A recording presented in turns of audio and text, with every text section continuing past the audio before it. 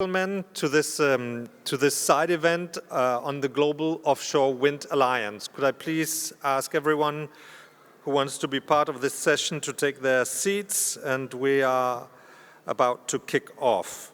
My name is Thomas Anker Christensen. I'm the climate envoy of Denmark, and I have the pleasure and honor to lead this session where you will also, in the opening, have interventions from our partners, IRENA and the Global Wind Energy Council, and I'm especially happy and proud to also have with us in this opening session the Minister of Energy of Colombia, Madam Her Excellency Irene Vélez Torres. Now, could we please ask those who are rattling with bottles to stop and empty the room? You have all come to understand a bit better what is the Global Offshore Wind Alliance. So let me just give you a few introductory remarks before I pass over the microphone to IRENA for also an introduction. The Global Offshore Wind Alliance was launched at COP27 in Sharm a few months ago. It is an alliance with a light footprint. It is supported by Denmark, IRENA, and the Global Wind Energy Council. It will have a very, very small secretariat to help coordinate, but otherwise it is an alliance focused on learning, on building a common platform of practice, that will help in planning processes and accelerate the rollout of offshore wind. The analytical underpinning of the Offshore Wind Alliance is the analysis done by IRENA that we need to reach a stage in 2030 of annual installment of 70 gigawatt of offshore wind for offshore wind to contribute with its full potential to the energy transition, what is needed to reach 1.5 degrees in 2050.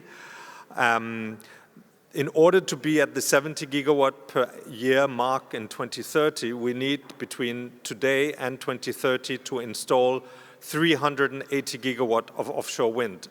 The current total installed capacity globally is 60 gigawatt, which means that roughly speaking, we need to increase installed capacity 6 times between now and 2030, which is might seem like a high mark, but actually when we launched the alliance in Sharm, the founding countries, their combined commitment is almost at the 380 gigawatt mark, only those 12, and then you can add on everyone else.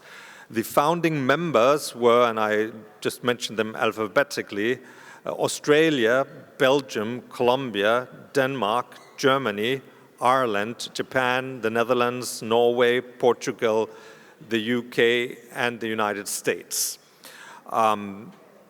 Many other governments have since then approached us to become members, to understand what the alliance is about, to announce their interest, and I would urge those here in the room today who have that interest to take the floor, to approach us, to let your interest be known in the room or after. You are most welcome. With that short introduction, I will ask Elizabeth Press to take the floor on behalf of IRENA. Elizabeth, please. Thank you very much, Thomas. It's a real pleasure to be here. And as you know, we were running quite late from the first session, so the Director General fortunately had to go to another engagement, but he really wanted to be here. So I will just share a few remarks on his behalf and on behalf of IRENA. It's really a great pleasure to be here with our partners, Denmark and GOWA. And also come to the point when we are starting to do things. And I'm excited to see so many countries interested in what we're doing, and many indicating that our family will grow and will grow fast as we move towards COP28. And Thomas shared with us a few key figures. I will not go into details on that. But the 2 points from our side that I would like to highlight. One is that we see a lot of movement and a lot of innovation at all levels, at the policy level, at technology level, and in the business models, and so with green hydrogen also and offshore wind with great sort of synergy between the two. We're also seeing some innovative industrial options emerging. So that's one side, and so we actually having a phenomenal spot in the technology space where we can move very fast if we move together, as we intend to do it in the Alliance. And the second point is, like, because you're here at IRENA Assembly, we have 168 countries, and many of them have immense potential for offshore wind, but they have no capacity, they have no finance, they have no means to actually take it forward. And this is not only about deploying offshore wind as part of the technology mix for carbon neutral energy system, but it's also about the value chain that is emerging with this, the phenomenal socioeconomic economic opportunities along the value chain, the parts, even if you don't have the offshore wind potential, you might have a capability to produce certain parts and actually become part of the community that needs to move this immense potential forward. So we are delighted to have you here. We want to grow this family, and we want to grow it with a hands-on, pragmatic way forward. And so we invite you all to really remain engaged, especially as we move to COP28. That we can come in 11 months with something concrete to show for our work. Thank you so much. And before I close, I just want to really thank Colombia for joining us here. And it was really interesting to hear your intervention this morning. And thank you for joining the Alliance in the leadership role. Thank you so much. Thank you very much, Elizabeth. And with that, I pass the floor to Minister from Colombia.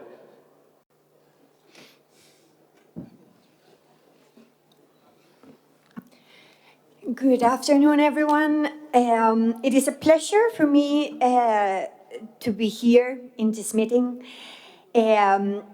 representing Colombia in this strategic alliance. Special greetings to the director of IRENA.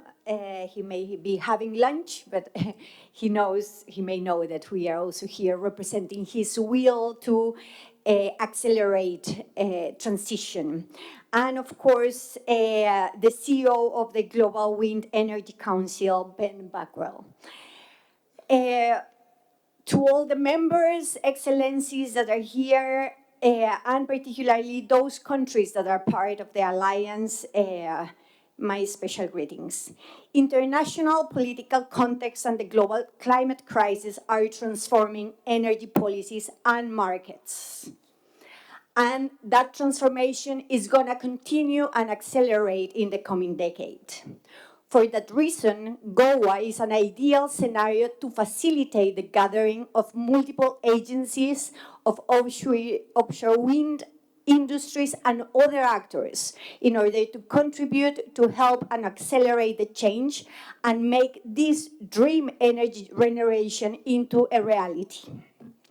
We believe that these alliances represent an opportunity to align the capacities of each agent in the energy industry with the needs and particularities of each country and the level of progress in the rollout of this type of energy. GOWA has the potential of being the international mechanism to promote coordination, development, and implementation of concession processes for maritime areas. Recognizing this important effort and understanding the path of that Colombia has taken in the development of wind energy roadmap and a consistent regulation that allows the use of this technology in the country, we have accepted gratefully the invitation to co-share this initiative along with IRENA and the government of Denmark. We know, however, that accelerating of wind initiatives have a lot of challenges. Many of you already know those challenges, and we are here to face all those with you all together. Some of those may imply that we recognize that we have to strengthen regulatory systems, we have to accelerate legal, financial, and institutional support, and we need to make a consensus about how to improve social and environmental licensing. This means that we should work together in order to make a common framework, a common understanding, in order to achieve these measures and accelerate offshore wind. We would like to welcome all those governments to join Global Offshore Wind Alliance, and of course, we are here to dialogue in order to make that possible. Thank you. Thank you so much, Minister, and we're so happy to welcome Colombia to the leadership of the Alliance, and we look forward to the collaboration between the four of us in bringing the Alliance forward to its very ambitious targets. And with that, Ben Backwell, please also take the floor. Great. Well, good afternoon, everyone. First of all, thank you to Minister Vélez for being here today, to Ambassador Anke Christensen, to Elizabeth and IRENA for hosting us at this assembly. It's been a real pleasure over the last year and a bit working with the partners to create this alliance. I'll be very brief. Offshore wind, we believe, can play a very fundamental role in reaching our climate targets and our energy targets. It's one of the only large-scale sources of zero carbon power that can be deployed at scale and deployed rapidly around the world. It is an almost abundant and limitless renewable resource. It also brings jobs. It brings industrial manufacturing, it brings technological development, cutting-edge technology. And we can see in 30 years from when Denmark put up its first offshore wind project in Vindby, we've gone from these very, very small projects to these really mega projects in places like the UK and China and many other places around the world. And we're talking about 13, 15, 20, and now 30 gigawatt projects being planned, and also an essential element in the creation of a green hydrogen economy as well. Now, that process took us 30 years with the private sector working very closely with government. It's been an incredible journey. But as Elizabeth said, we now need to go to a much bigger scaling up in order to meet the scenarios in IRENA's World Energy Transition Outlook and get to a 1.5 degree trajectory. So we're talking about an industry that will scale 6.5 times and then 10 times to get to where we need to by 2030 and 2050. So it's an enormous challenge for everyone. But we can see a very, very high level of interest from governments for the reasons I outlined. There are not many alternatives in this space that will allow us to very quickly meet our energy targets and at the same time create jobs and industrial investment.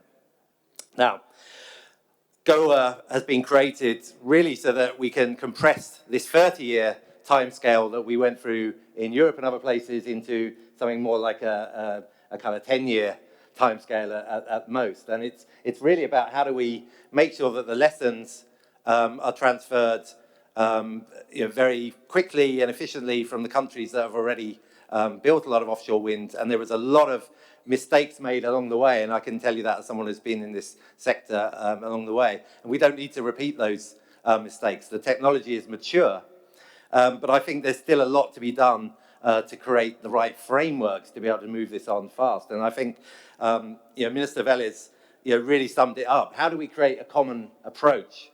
How do we create standards that really work for people? Because this is not just about jobs and investment and climate targets. It's about people. It's about creating human development, and it's around creating standards which both work for communities and populations of countries, in particular coastal communities, for other users of the sea, and also standards where we become custodians of the oceans and we enhance biodiversity in the oceans and the environment rather than being another problem for the environment. So how do we reconcile rapid growth, huge investment, but with really solid frameworks that allow us to move quickly, but also have the highest possible standards in terms of people and biodiversity. So that's our challenge. And I think we're just at the beginning of that journey with GOWA, but I'm very, very inspired by the people who've joined so far, the countries that have joined, and very looking forward to engaging with many more of you in the coming months. So thank you very much. Thank you, Ben. And with that, we move into the more interactive part of the session, which I think Elizabeth will moderate. And we already have a few countries that have announced their willingness to speak, but I'll pass over to you, Elizabeth. Yeah, thank you, Thomas. And as I said, we're running a little bit late, so I really hope for interactive and quick interventions from the floor. And I'm going to call you just one by one as I have the list here. I'm going to start with the EU with Mr. Kalinsky, the Commission. There you are. Thank you very much. On behalf of the EU, I would say that we are very excited about the perspective of the offshore wind, and in particular about this initiative.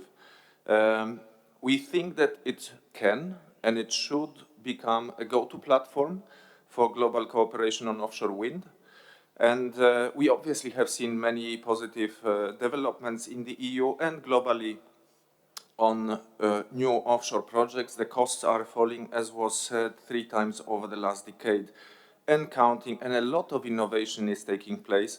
And that allows us in the European Union, but not only, to see a growing number of projects which are deployed on a merchant basis without subsidies. And this is, we believe, a very exciting and promising development. In the EU, we've come a long way on building regulatory and enabling framework for offshore wind, building on a dedicated strategy and a clear objective for this type of renewable energy. We have had increasingly strong political support also at the level of the heads of states and governments and the Commission President. Of course, we have had summits on offshore wind.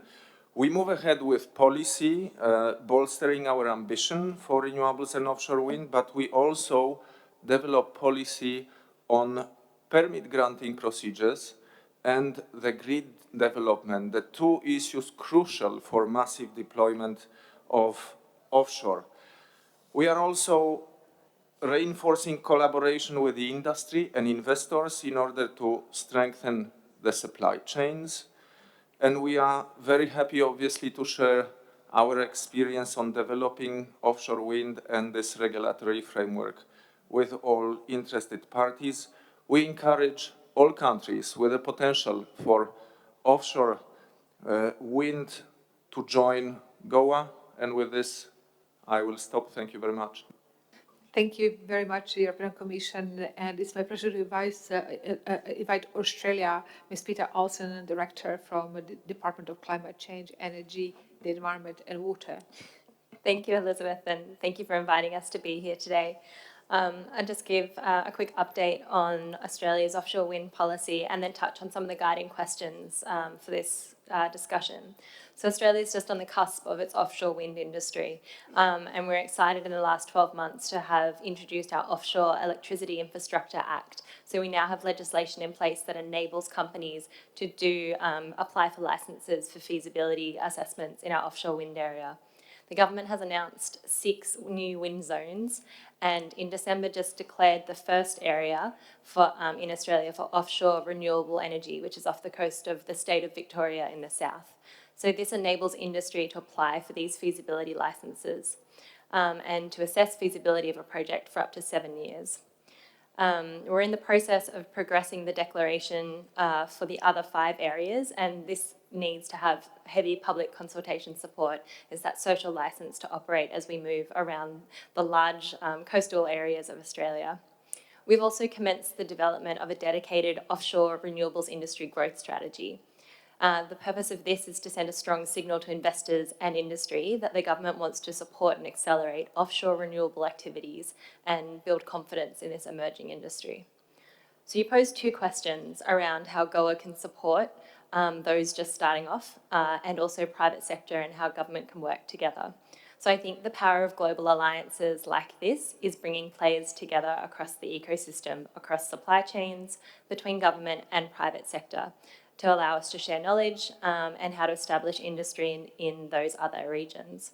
So the roadmap development, sharing of best practices, covering policy and regulation through to how to engage private sector are really useful things that GOWA can do for the global community and particularly in developing regions. There's two elements to private sector and government on how we can work together. One is on the policy landscape. We see that government can play that role in private sector, particularly in setting up new markets to be accelerated through different types of offtake agreements and having private sector work with government on what those sustainable, scalable offerings could be. So we have examples across Australia of using feed-in tariffs or contracts for difference and using reverse auction processes. So this example of government leading through different types of offtake then enable private sector to come through. The other component is on supply chains. So government and private sector need to think about the competitive advantages in the regions that they're operating in. There are big components to wind turbines and there's heavy things that need to be transported. So often it makes sense to do this kind of manufacturing locally. But then we need to think up the supply chain as well and how perhaps the steel sector can be enabled to build this capacity. How are governments and private sector working together to enable this? So we can't just think of the end use product of wind, but what is that supply chain trajectory? And something that we've been talking about in separate conversations to do with solar and manufacturing diversification is around how you build those economies of scale. So focusing on opportunities for regional alignment, clustering that allows private sector to see that there are enough kind of units of wind over different time horizons. And this could be something that's particularly useful in some of our other smaller nations who don't have the large scale type of capacity when we bring it, how we bring them together. And also thinking about some of the regional alignment for export opportunities and taking chunks of that supply chain. So hypothetically, the Australian example, perhaps it is that Australia is doing the big posts and turbines, whereas it's New Zealand that is doing the blades. And then together we become a complementary supply chain on wind. So these are just a few ideas to put out in the mix. But thank you for having me here today. Thank you very much, Australia. And let me now invite Germany. Thank you very much, Elizabeth. Excellencies, ladies and gentlemen, it's a pleasure to be here representing Germany at such a timely discussion. First of all, let me repeat our appreciation for IRENA, the Global Wind Energy Council, and the Danish government for kickstarting this important alliance. As we all know, we are faced with two severe crises, both on one hand, the climate crisis, on the other hand, the energy security crisis brought about by Russia's war of aggression against Ukraine. We are convinced that renewables will help us tackle both issues at the same time. And in the German perspectives, energy power, especially offshore wind, will play a key role in this endeavor.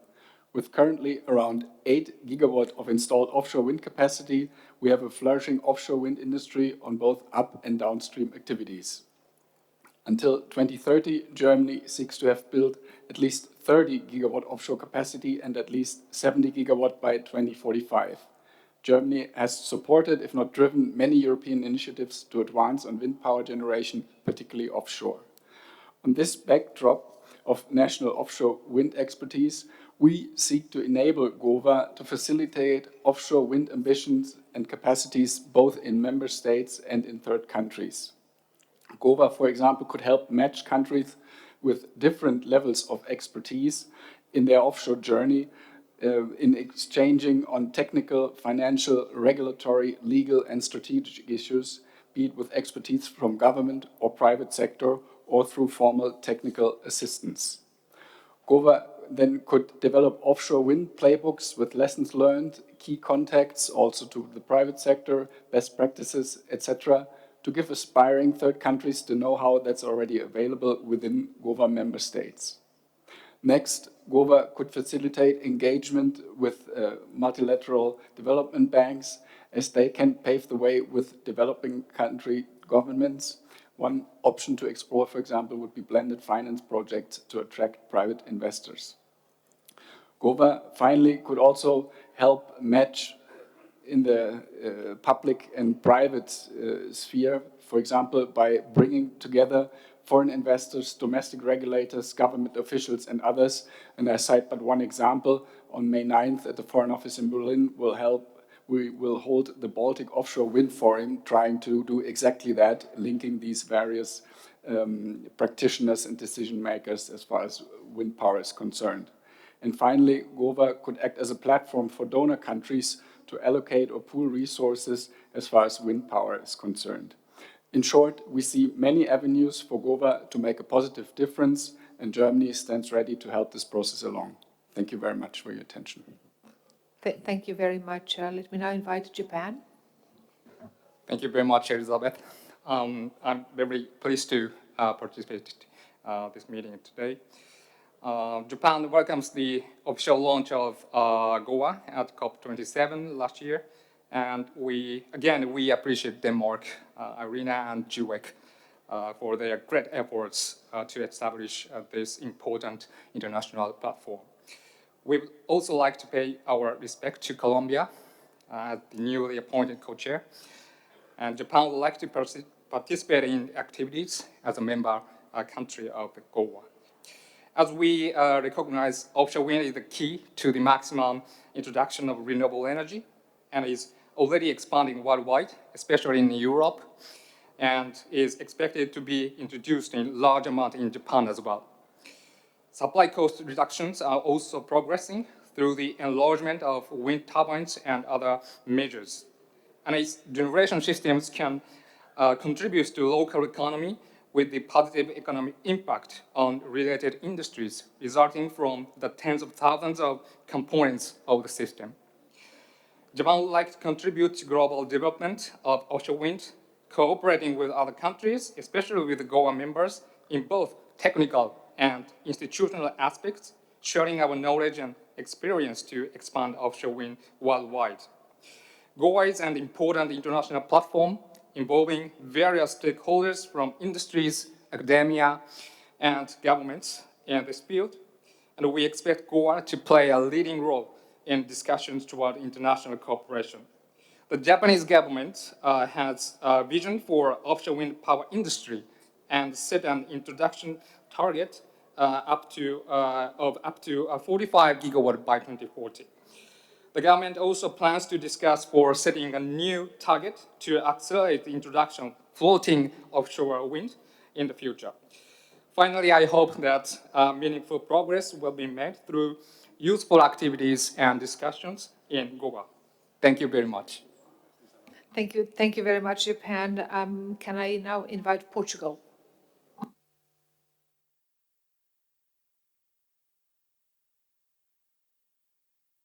Good afternoon. Do we have Portugal? Yes. Oh, sorry. Following to participating in the 5th IRENA meeting collaborative framework on ocean energy and offshore renewables, Portugal became member of the Global Offshore Wind Alliance at a crucial moment in the structuring of the offshore wind sector in the country. The ongoing energy transition to more sustainable net zero systems will lead Portugal in 2030 to integrate at least 47% of a renewable energy mix in its energy system, made up of energy sources and vectors, and to reduce at least 55% in greenhouse gases emissions relative to the concentrations recorded in 2005. In addition to these targets defined in the 2030 National Energy and Climate Plan, recent European Community and national initiatives are expected to have an accelerating effect in the evolution of our energy system, namely anticipating from 2030 to 2026 the increase to 80% of the contribution of renewable energies in electricity generation. The Portuguese government announced last year a highly ambitious increased target for offshore renewable energy. Along with that, and benefit from accumulated experience in renewable energy auctions, a new auction is being prepared for the offshore sector to be launched soon. A recent legal framework is creating conditions for simple and faster permitting processes, and as we speak, ports development and grid expansion are being studied to accommodate in the medium term a higher rate of offshore deployment. These measures had a catalytic effect in terms of project proposals and make it possible to address the implementation of offshore wind energy within a structuring framework suitable either for a more centralized or a hybrid type of involvement, depending on the desired relationship between government and project promoter. The bathymetry of the Portuguese coast makes floating platform offshore wind the most adequate technology in many regions. Portugal already houses a floating demonstration farm of 25 megawatts of capacity to generate electricity from wind at sea. The Wind Float Atlantic project, a pipeline of new projects is foreseen, building up on the technical skills available and consolidating our value chain for this new type of offshore wind technology. Our country recognizes thus the untapped technical potential of offshore wind energy, in addition to the potential for economic and social development of coastal areas where it is applied under sustainable conditions. Offshore wind offers greater capacity factors, adds stability in the power profile, and allows flexibility services associated namely with the production of green hydrogen, an activity that should lead to new hybrid technology configurations and new business models, which are intrinsically a natural incentive to the progression of the sector. Thank you for your attention. Thank you very much, Portugal. Let me turn to Spain. Excellencies, colleagues, Spain very much appreciates the launch of GOWA and the opportunity to work together in the development and the deployment of offshore wind, which we obviously see as a key part of decarbonization. We recently published our offshore wind and marine energy strategy, highlighting our country's support to these technologies. And we obviously see how offshore wind is key to the conversation, the broader conversation about climate mitigation. Amongst other things, because we think that offshore wind is able to frame the conversation in terms of opportunity, whether that's scale and speed of deployment, as was mentioned earlier, whether that's in terms of capacity factors and therefore reliability and ease of integration into the grid, or depending on the context, easier spatial integration than some onshore alternatives, or indeed synergies with marine activities, the steel sector, or other important industrial sectors. So offshore wind obviously has the potential to be an important catalyst for climate mitigation, but if we want to be able to compress that 30-year timeline into about a decade, if we really want to be able to accelerate this deployment, in our opinion, there are around three key challenges, three key issues that we need to address, all of which we think GOWA is able to facilitate, to accelerate, and to help solve collectively. Firstly, obviously, there's a technical element. Obviously, technology is vastly developed, but we do have the issue of the fact that most of the offshore capacity so far is fixed bottom, whereas most of the coastline, indeed in Spain, but also worldwide, has a much deeper bathymetry, has a much narrower continental shelf, and therefore requires floating technologies. There is not yet a full technological convergence on floating alternatives, and therefore there is technological development to be carried out here. And there are obviously other technical issues to continue to improve, reduce cost, reduce capex, reduce opex, reduce other sort of costs. We obviously see that GOWA is able to facilitate, to bring together a collective learning curve, to accelerate the technical innovation, and that's exactly what will allow us to get there a lot faster. In this sense, for example, Spain is proud to be able to offer European and worldwide companies and technological centers a variety of innovation, technological facilities to test, to develop, to deploy new technologies. 3 of these facilities are open sea prototype testing facilities, which again, as I said, are open to any technology worldwide. And for us, that's a good example of public-private participation. Publicly owned testing facilities which private companies worldwide are able to use. The second important challenge for us is that of cost. Obviously, offshore wind is not an end in itself, but a means to a cost-competitive, climate-compatible energy supply with plenty of co-benefits. There are ambitious cost reduction curves for the next decade. Now, in order to be able to maintain credibility by the public, by governments, by investors, we need to be able to demonstrate that we are able to go through those cost reduction curves. Therefore, GOWA is a fantastic space to be able to share the reality of that development, to prove how, whether it's the strike price of auctions, whether it's new technologies which are able to reduce costs, how we can provide society with visibility of those cost reduction and therefore the continued competitiveness of offshore wind. And finally, for us, it's very important to highlight the importance of social integration. Of course, every community is unique, but likewise, fishing and marine activities are very common to thousands and thousands of communities worldwide, and obviously have many common concerns. Working together to share best practices of maximizing positive impact on local communities and pre-existing activities is key. For us to be able to identify what a fair deal looks like, to be able to reassure communities that the deal they are getting, the sort of important co-benefits they are getting because of the deployment of offshore wind is very important. How can offshore wind be a good neighbor to those communities? What a reasonable standard worldwide is for that, and therefore how we can achieve and maintain that social license to operate, which is absolutely key if we want to accelerate the deployment of offshore wind over the next decade. Obviously, Spain is very happy to be participating in GOWA and obviously looking forward to continue to working together with the rest of the members. Thank you very much. Thank you very much, Spain. May I turn to the United States of America? Thank you very much. The U.S. was pleased to have participated in the official launch of the Alliance in Sharm el-Sheikh and to support its goals for global deployment. For our part, the U.S. has set targets to deploy at least 30 gigawatts of offshore wind energy by 2030 and to deploy 15 gigawatts of floating offshore wind energy by 2035. Today, we're pleased to share tangible progress toward our goals, and I'll give you 6 examples. First, we've now approved our first 2 major commercial offshore wind projects, Vineyard Wind and South Fork. Second, we've initiated the environmental review of 10 additional projects and have completed the draft environmental impact statement for 6.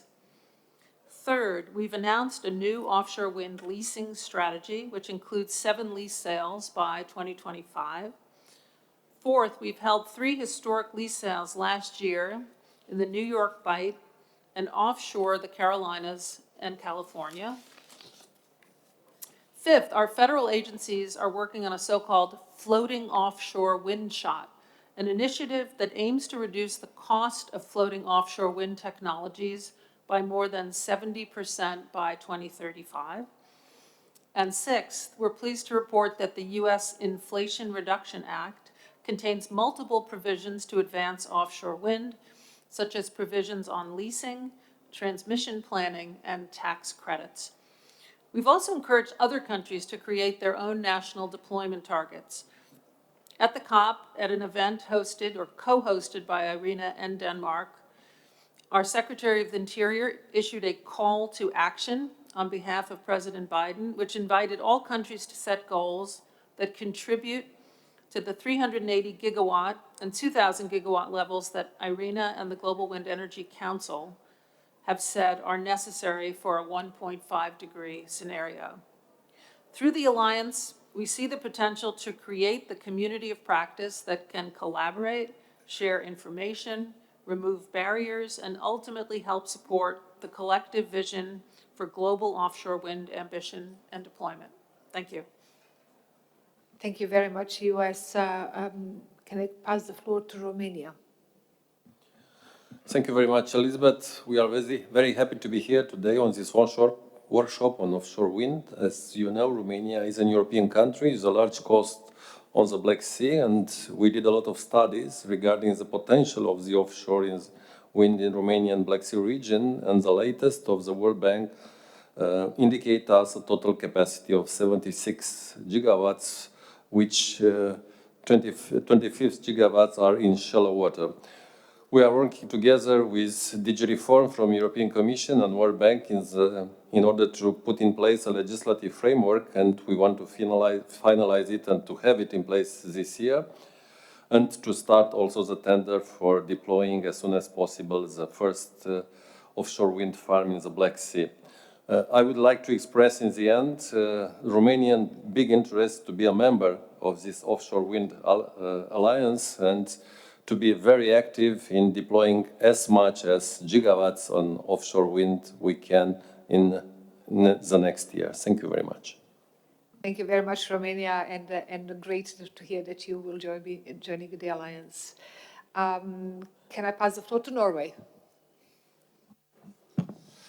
Thank you, and thank you for allowing me to make this brief intervention.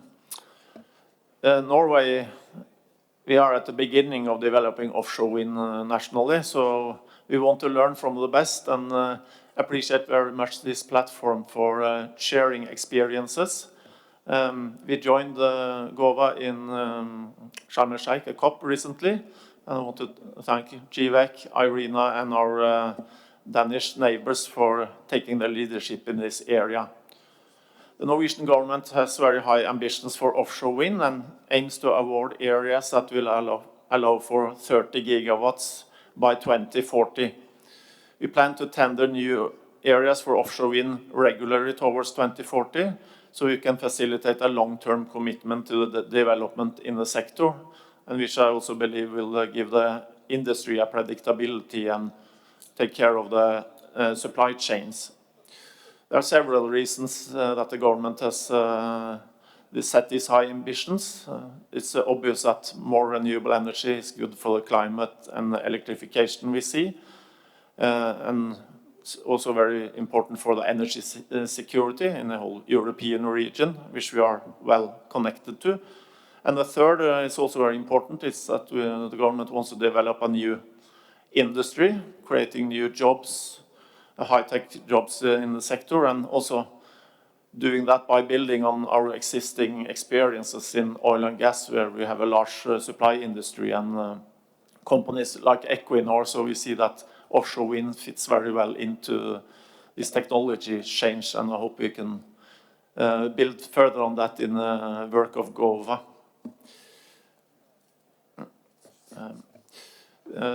When it comes to the first announcements of new areas, there will be an announcement in the first quarter of 2023, and we plan to hopefully allocate new areas by autumn. And also our plans for a new round in 2025, so we will see regular announcements. The first area, which has been open at the west coast of Norway, is suitable for floating technology, which we've heard here. And we believe in Norway that floating wind will play a significant role in the development of offshore renewables, and also hope that the focus on floating technology will contribute to the development of floating wind globally. We had an early start with floating wind offshore. World's first floating turbine, a high wind demo, was installed already in 2009, and building on this experience, we have now seen recently commissioned high wind Tampen, which is, as of today, the world's largest floating wind farm. It's 88 gigawatt and megawatt, sorry, and it will provide electricity to nearby oil and gas fields on the Norwegian continental shelf. So by that you can substitute gas-fired turbines. So. Yeah, and during the last years, we have also stepped up participations in various fora, and some of the topics we have a particular interest in following is the development and regulation of offshore grids, which we see as a key topic if you will be successful. So, yeah, by that I think I stop, and thank you again. Thank you very much, Norway. And I'm just watching where we are. We have a little bit time left, and a few more speakers. Especially, we have some financing institutions and private sector stakeholders that we really want to bring in. But I will ask any other country that wants to take the floor, please raise your flag. I have a couple on the list, and then we're going to turn to stakeholders, and then any interventions, if we have the time, we're going to take it. Can I invite the St. Lucia to give the intervention? Yes, St. Lucia appreciates the work of GOWA so far. We would like also to join this alliance. To note, we went over the concept note And to be able to commit to the terms of this note, it's important to indicate that St. Lucia, as most of the Caribbean region, doesn't have enough funding to establish offshore wind projects. Although St. Lucia has already begun a transition to renewable energy through solar farm established projects. St. Lucia thinks that one of the ultimate goals to reach net zero is for GOWA to support SIDS who do not have enough resources in order to build offshore wind projects. Lastly, St. Lucia, as I indicated, will be eager to join GOWA, hoping from this alliance that the plan to enhance offshore wind projects in the Caribbean will be implemented the same way the UAE launched in the past a Caribbean Fund for RE projects. Thank you. Thank you very much. And the last speaker I have on the list here is the United Kingdom. Thank you. Good afternoon. Sorry. I would like to talk a little bit about what the UK is doing in offshore wind and to express our support for the Global Offshore Wind Alliance. And we really encourage greater collaboration through the Alliance on developing supply chains and manufacturing. The UK is a leader in a world leader in offshore wind, with 4 of the world's largest wind farms and the most installed capacity in Europe. Offshore wind provides secure domestically generated electricity, and it's going to play a key role in decarbonising the UK power system by 2035 and in achieving our net zero target by 2050, creating thousands of new jobs across the country. The British Energy Security Strategy, released last year in April 2022, increased our ambition to 50 gigawatts of offshore wind by 2030, with up to 5 gigawatts from floating offshore wind. The strategy commits us to reducing the time it takes to get planning consent from up to 4 years to 1 year, and it does this by strengthening energy national policy statements, by reviewing the way in which habitats regulations assessments are carried out whilst maintaining environmental protections, implementing a new offshore wind environmental improvement package, and establishing a fast-track consenting route for priority cases where quality standards are met.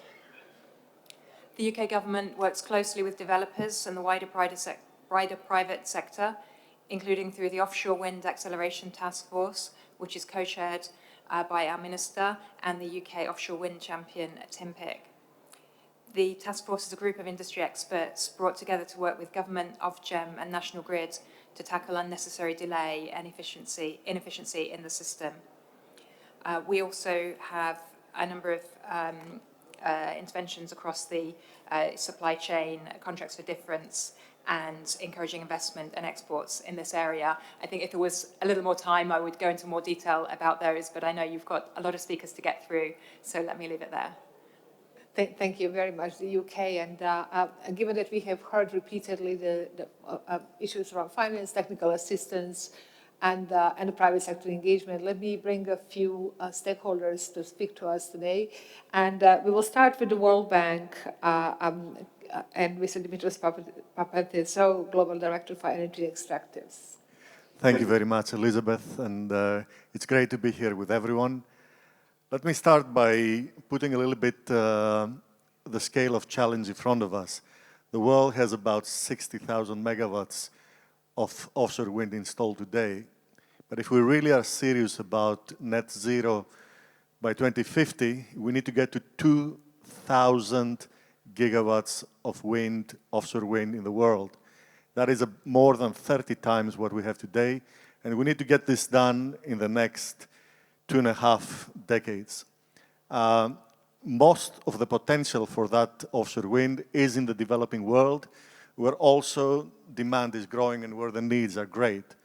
So clearly from the part of the World Bank, we are certain that this is an area that we need to invest. And in fact, we have been investing a lot of resources. We have about 70 people in the World Bank working in various aspects of offshore wind. And we have active programs helping about 20 different countries in developing their plans and their strategies.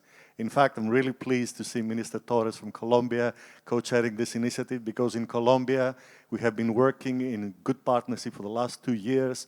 We helped with the preparation of the initial steps. And I'm very pleased to say that we're working also today on the advanced forward thinking about offshore wind, because we're looking in Colombia and how we can combine offshore wind with hydrogen. And hopefully you will hear more about the report that we're working with the government of Colombia in this year. Let me make one more point, which I think is quite important. Offshore wind is not like solar, and it is not like onshore wind. The scale, the time frame, the amounts of volumes that we need, both in physical development and in financing, are so significant that we need a much more proactive, effective government involvement to get the projects done. A lot of people talk about de-risking, and in fact, de-risking is an important point, and we are working on that, and we know how to do de-risking from the financing perspective. But part of the de-risking is, as our colleagues from the UK mentioned, is accelerating the licensing, making sure that environmental issues are addressed promptly and quickly, having the right framework in place for social management, and making sure that communities embrace offshore wind, as in fact they have done in several countries around the world, because it brings jobs, it brings activity, and it really revitalizes heavy industry. So we see offshore wind as a significant potential in the world, and we're fully behind it. Let me finalize by giving you a sense of the number that we need in terms of investment if we're going to get to the 2,000 gigawatts that we need. We're talking about roughly $3 trillion. That is a significant amount of money. This needs to come from private capital markets. And from the side of the World Bank, we will continue to work in bringing the leveraging that is needed, making sure that concessional climate financing is deployed in a blended way with our resources on the side of the government, and of course our colleagues that support the private sector, the International Finance Corporation, and our multilateral investment guarantee agency are going to be there to help with de-risking projects in the developing world. As I said, we've been working in 20 countries. We're making very good progress, and I hope that we will see the large-scale projects going ahead in the next few years. Thank you very much. Thank you very much to the World Bank. And picking up on your point on the private sector engagement, let me bring the Asian Development Bank and the Director General on the Private Sector Operations Department for your perspective. Thank you. Thank you. Is it working? Okay, there we go. Thank you very much. Distinguished speakers, ladies and gentlemen, it's my pleasure to join this meeting to offer a few reflections from the perspective of the Asian Development Bank's work, particularly in the private sector. The offshore wind industry, after a decade of industrialization and cost reductions, has become a well-established and mature industry in Europe, as we've heard. Despite recent equipment cost inflation, offshore wind is firmly cost competitive with fossil fuels, especially in the current environment with the high fuel cost, fossil fuel prices. There are what I believe are exciting opportunities for innovation in the sector by integrating offshore wind at a scale with energy islands, interconnector links, battery storage, and even green hydrogen production. With most of the major Asian cities located in coastal areas, we are optimistic about offshore wind as a natural energy solution for Asia and the Pacific to transition to net zero. We are starting to see increasing interest and uptake of offshore wind in Asia, such as in China, as has been mentioned, India, Vietnam, and more recently in the Philippines and Sri Lanka. However, we also recognize that the offshore wind market is still in the early stages of deployment within the region. So there is a need to attract large pools of investment amounts, given the complexity and capital-intensive nature of offshore wind development and its supporting infrastructure, such as undersea cabling, ports, and ships that are required for this. More importantly, there is a need to establish long-term enabling policies and the regulatory environment to attract commercial investors. ADB as the climate bank in Asia and Pacific can play a catalytic role to bridge the gaps in investments while demonstrating that offshore wind solutions is both commercially and environmentally viable. ADB can also assist governments of developing member countries to strengthen the policies needed and initiate structural and regulatory changes that can justify sustained investment in the offshore wind sector. ADB's private sector operations has expertise in offering a full range of financial instruments such as long-term project financing, limited recourse corporate loans, green bonds, full remit of the bond sector, equity investments, credit enhancements, and political risk guarantees. So we have a few tools in our box. We will also engage in policy dialogue and provide technical assistance and knowledge solutions to facilitate the development of nascent sectors, such as offshore wind. Further, our financing in offshore wind projects would be processed under a environmental credit or risk category A with regards to environmental impact, which would ensure the highest standards of due diligence to identify and mitigate potential impacts to the environment, which is a concern in all of this. Furthermore, ADB can foster cooperation between developing member countries, as this will be important to allow for a faster decline in equipment, installation, operation, and maintenance costs. To conclude, let me reaffirm ADB's commitment to support Asia and the Pacific to accelerate the uptake of offshore wind investments. I look forward to continuing to work closely with IRENA as well as government agencies to facilitate private sector investment in offshore wind, as well as the Pacific wider renewable energy and energy efficiency efforts in Asia and the Pacific. Thanks very much. Thank you very much, the Asian Development Bank. And can I turn now to the Secretary General and CEO of the International Electrotechnical Commission? Thank you very much, Excellencies, esteemed delegates, for the opportunity to speak. Just a few words at the outset about the IEC. The IEC is the world's leading organization producing international consensus standards and running conformity assessment programs for many technologies that enable sustainability and help mitigate climate change.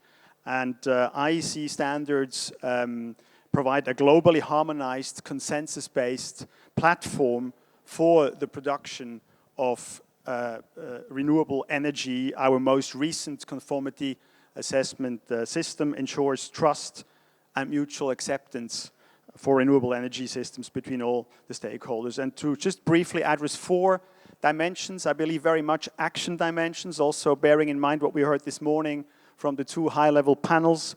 First, it is strategically important to use proven and globally recognized institutional frameworks to eliminate barriers and to deliver harmonized rules that enable the development and the execution of reliable and trustworthy assets and installations. And we provide a full solution of standards as well as testing and certification for wind energy generation systems, together with our expertise in the grid connection of marine energy systems. We offer leading expertise on how to connect offshore energy generation with existing energy grids. The second point, we need to support growth in new markets.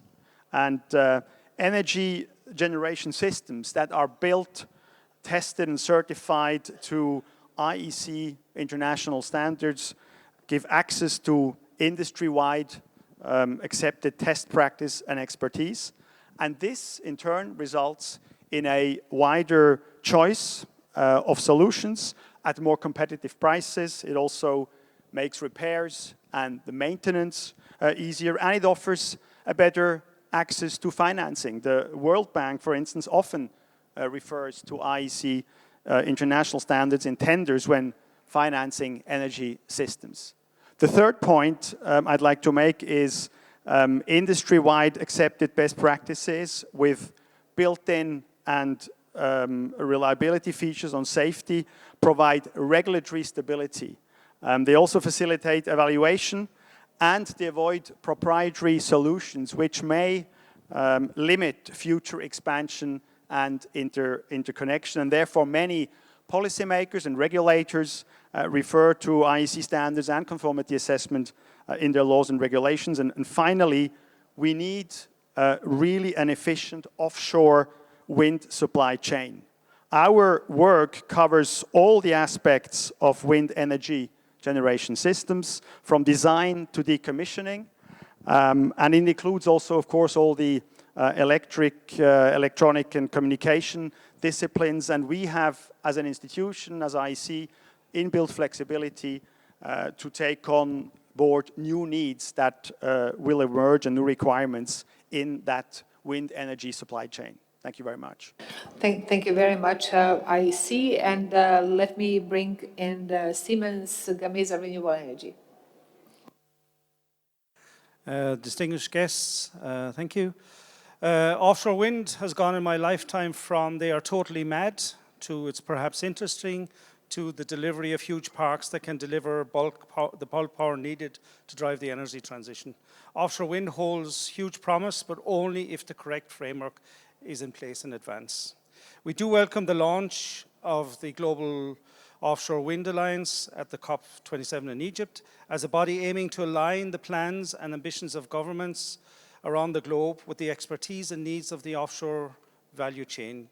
This know-how has been gathered since the first offshore wind farm was built back in 1991 in Denmark. We at Siemens Gamesa were the proud builders of the Vindeby project, the first offshore project ever, which has since been decommissioned at its life end. So briefly, what do we need for offshore wind? First, you need time. You need 10 to 12 years of good planning in advance before your first turbine goes into the water. You need stable legislative and regulatory frameworks to ensure industry build up an outlook. This includes clean framework for responsibility of permitting and consent of offshore wind farms. With this, we also mean a need to align energy, industrial and trade policy so energy needs can be backed by stable and resilient supply chains. You also have to think in terms of engagement with local stakeholders. It's vital that you engage local stakeholders from the beginning, both onshore and in the ocean, fishermen, local or other users of the ocean as need be. You need a one-stop, so instead of running through many ministries, one department should have the primal decision and primal responsibility for coordinating for offshore wind. Harbours are also important. You need harbours with adjacent space and infrastructure for staging. OEM manufacturing, etc. needs to be well designed and ready in advance of turbine deployment. In 2019, the ESMAP IFC report, Going Global, Expanding Offshore Wind to Emerging Markets, identified 3.1 terawatt of offshore wind technical potential in just 8 emerging markets: Brazil, India, Morocco, the Philippines, South Africa, Sri Lanka, Turkey, and Vietnam. The potential is huge. A final comment on floating wind. Here, the promise of a quick solution for deep waters is breathtaking. However, floating wind is in its infancy and will only mature with the delivery of the technology at a very large scale. We would, as a last comment, like to thank IRENA and the other 2 alliance sponsors, the Danish government and GOWA, for this opportunity to highlight offshore wind. Thank you. Thank you very much. And before I pass to Thomas for closing remarks, can I briefly invite Mauritius to provide a comment? All right. Thank you very much. We are very pleased to be here, and it is a real pleasure to address a few words. As we all know, offshore wind farms are mature renewable energy solutions that take advantage of the force of wind produced at high seas to generate electricity. Mauritius is a small island with a huge maritime zone, which can be used for the development of offshore wind farms. It is a well-known reality that offshore wind is more efficient than onshore wind farms due to higher and greater consistency of wind speed and absence of obstacles. As a matter of fact, they require fewer turbines to produce the same amount of energy as compared to onshore wind farms. In the past, the growth of offshore wind farm installations over the world had been slow due to high investment costs. However, recently, the cost has been dwindling over the years and is expected to decline further. Experts in Mauritius have expressed the view that wind resources are substantially superior offshore, so that higher expected output could compensate for the higher cost of development. Since wind turbine output typically varies with the cube of wind speed, the observed cost differentials between onshore and offshore wind farms implies that offshore wind speeds would have to be 20 to 30% greater offshore to justify the additional expense.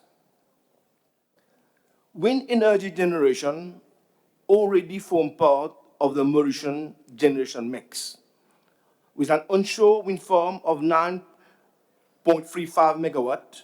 More wind generation facilities are being planned for the future to meet the new target of 60% of renewable energy by 2030 and the elimination of coal by the same year. As per the Renewable Energy Roadmap 2030, Mauritius is aiming to integrate a total capacity of 100 megawatt of offshore wind farms, 50 megawatt in 2026 and 50 megawatt in 2029. In addition, the government of Mauritius has secured a financial support for technical assistance from the United Nations Environmental Programme, UNEP, to perform a feasibility study for the development of offshore wind farms in Mauritius. In this respect, the Technical University of Denmark, DTU, has been recruited by UNEP to perform this study, which is expected to be completed by end of this year. It is being anticipated that a positive outcome of the feasibility study will indeed trigger investment in offshore wind farms for an installed capacity superior to that earmarked in the Renewable Energy Roadmap 2030. The investment can either come from the government or from the private promoters. Thank you very much. Thank you very much, Mauritius. And with your intervention, we have reached the end of this side event on offshore wind. Ladies and gentlemen, you were in the room when it happened, the first discussion of offshore wind at IRENA, and it really shows that this is a technology that is mature for takeoff and for really playing its part in bringing us onto the 1.5 degree pathway. If any governments here present if your interest has been raised or you want to know more about the opportunities that offshore wind bring, please approach IRENA, GWEC, Colombia, Denmark. We are here to help you, to listen and to work with you going forward. And with that, we bring this session to a close.